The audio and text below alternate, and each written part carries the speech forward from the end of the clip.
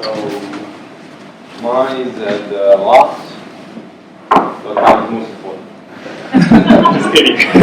All important. Just promise you guys won't be any like techie stuff. I know you guys are already tired to see all this kind of code.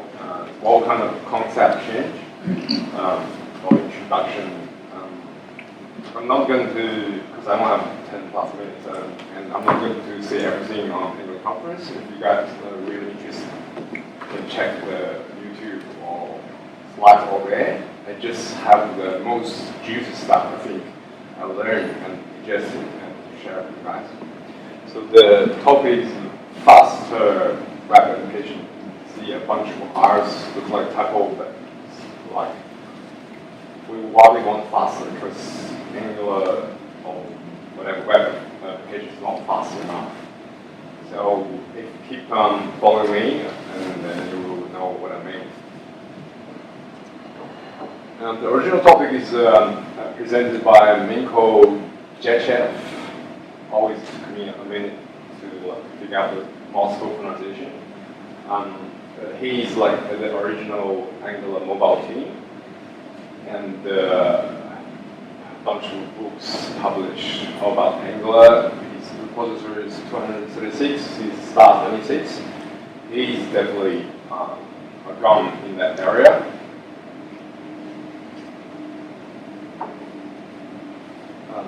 So basically the problem is like, in about 7 months, the web application homepage, the size has grown to around 2 mega, which is the same as DOM installation image. That's come with the industrialization of the front end, which means we have modules, we have all the web tags. We click, we install, we get everything on the page. It's relatively easy because usually you have to write line by line. Now it's kind of a few clicks and do it. I think it's one part because the exponential growth of this size. Also, look at the next slide. JavaScript does not equal to JPEGs or other static assets. JavaScript comes with a cost. It would take a few seconds to download 170 KB JavaScript, and then 2 seconds in pass and 1.5 seconds in execution. That also depends on how fast the CPU is. If it's slow, it will take more. So JavaScript is expensive. Actually, there's an excellent Medium post called "The Cost of JavaScript," written by Eddie Osmani. He's kind of core member of Google Dev team. I strongly recommend you guys interested to have a read. He tips how to increase the performance of website, and I learned a lot from an article.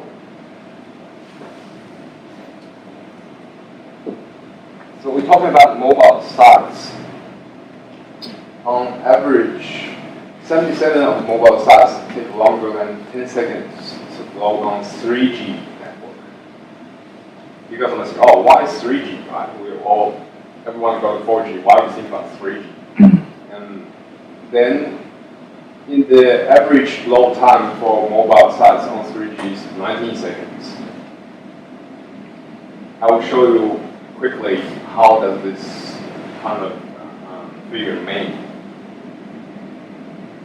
According to GSMA data, which is a statistics organization monitoring all the mobile data global-wide, a stunning of 37% of mobile users still using 3G network. In Europe, we think it's not like Africa or Europe is normally considered a well-developed region, and globally it's 31%. So if you're not building, I would say, apply first, 3G first, you're kind of ignoring the 37% of all mobile users. You guys might think, oh, because we Australia, we all use 4G. But isn't kind of another kind of discrimination, I think? We think of UX build mobile first because we're thinking site be using mobile. We think of accessibility first, right? Because we want to give our app to people who has all kind of special requirements.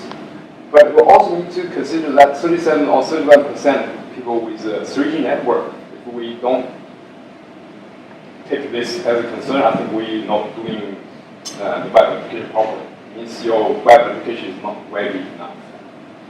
That's the baseline. The second point is like, if your web app is doing well on the 3G, then on 4G or desktop or cable, whatever, you play in fast.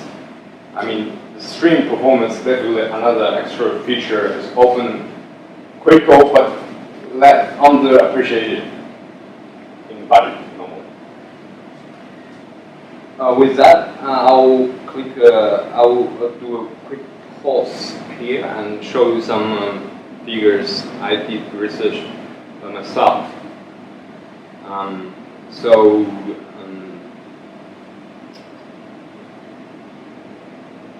This is the draft I haven't published on the Medium post, but after that conference actually did a benchmark of all the major sites on the Source 3G. I just turn on the Google Source on the Source 3G and check all the performance. So basically, we work at nab top to 20 seconds to download DOM and 25 seconds to load everything.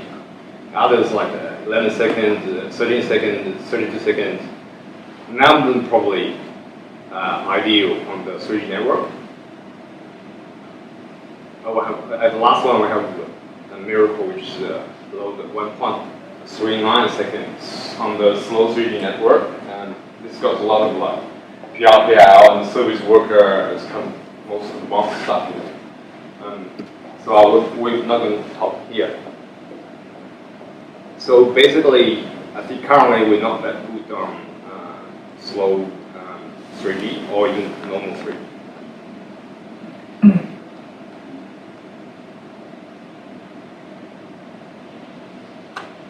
So how to measure mobile site or any site's performance? Actually, Google introduced a real model, means response, animation, idle, and loading time. Has a quite specific of like the time frame. Like animation should be within 16 milliseconds, and loading should be within 5 seconds. Because 5 seconds is considered kind of maximum threshold when you initialize a site. You think, oh, okay, I want to wait that long before showing anything. Because after 10 seconds, the user will be frustrated, and for anything, want to abandon the task. How to load landing page on the Source 3G under 5 seconds, and potentially slower PC as well, because I did a benchmark test on my MacBook Pro. I don't think everyone has that. So come with a strategy called prefetching. Prefetching is a strategy like when you open website and you determine which JavaScript is likely to be required, and then download the chunks installed in the browser cache. It's kind of advanced kind of the stage of lazy loading, because lazy loading, we're not looking at anything until you click it. But once you click it, if it is big enough, it's still taking a long time to initialize the page, so you fail. But if you proactive enough, you load everything from the start, then you're going to drain network, right? So your initial landing page will be bad. Actually, everyone understands this concept, but determining which JavaScript is likely to be required, that's the biggest thing. Then come with actual circle refining this kind of determination knowledge.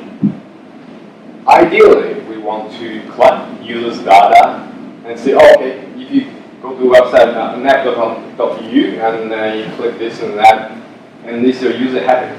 Next time, you're highly likely to redo these things again. So we want to collect that data and then use that data to update the prefetch logic to determine which part you want most. Because I know with a single SPA you can load everything on start, but more practical way to make it load under 5 seconds in 3G is like divide the JavaScript in small bundles and then route the base. So not load everything and load the core shell at the start and then load every component as you want or route as you want. So main code has introduced this pattern: collect data, update prefetch logic, and update add.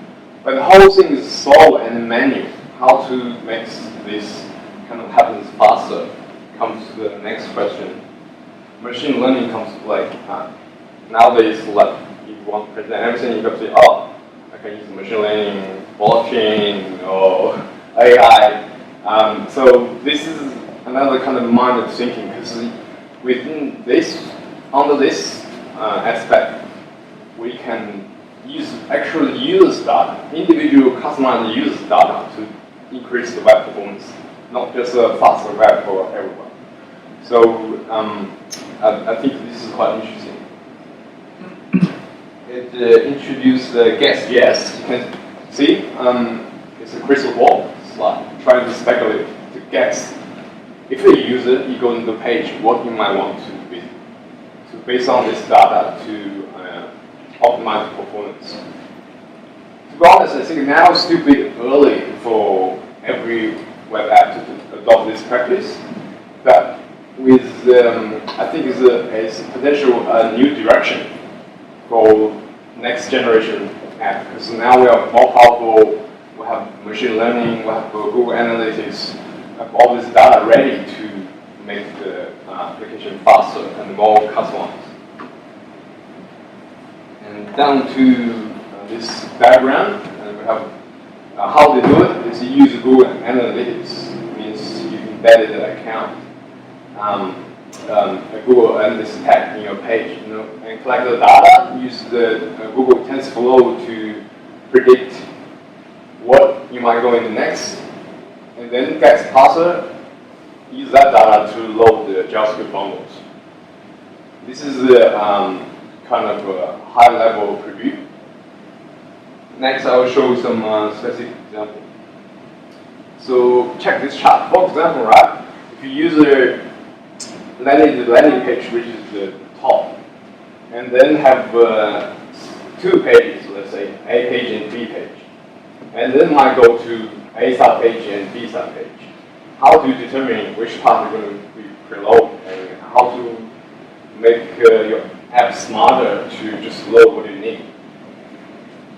As we started, okay, according to your previous learning data, we know that with the root page, just you, right, not everyone, you have 30% going to page B, and 70% going to page B, and 30% going to page A.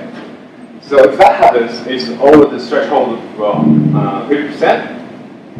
We are going to speculate you're going to go to page B because 30% will do that. So we download the B bundle.js, which is only contains the JavaScript that page is.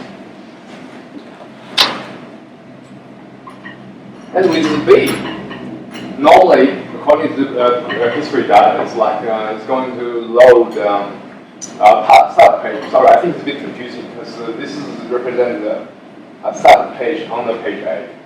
So okay, if you go page B, you're almost certain all your past history is going to the start page 100%. So it means no action where you don't want to load other parts. So since you're going to with the start page.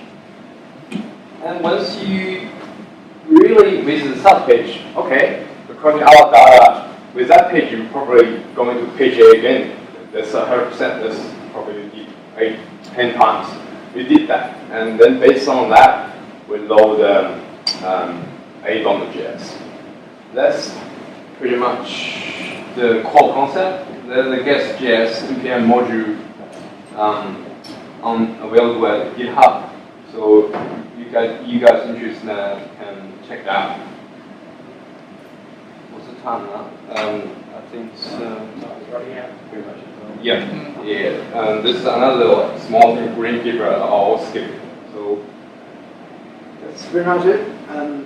It's mainly just a recap. One is like we should consider mobile and 3G even offline first to build web application. If that's going good, and then you're okay for all the other scenarios.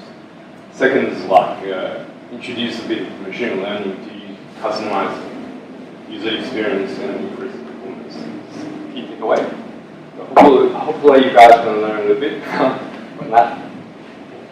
Thanks.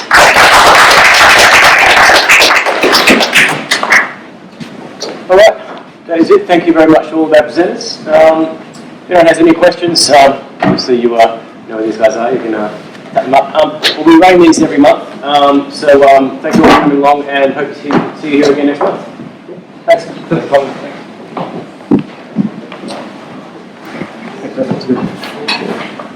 That's interesting. Check the meeting.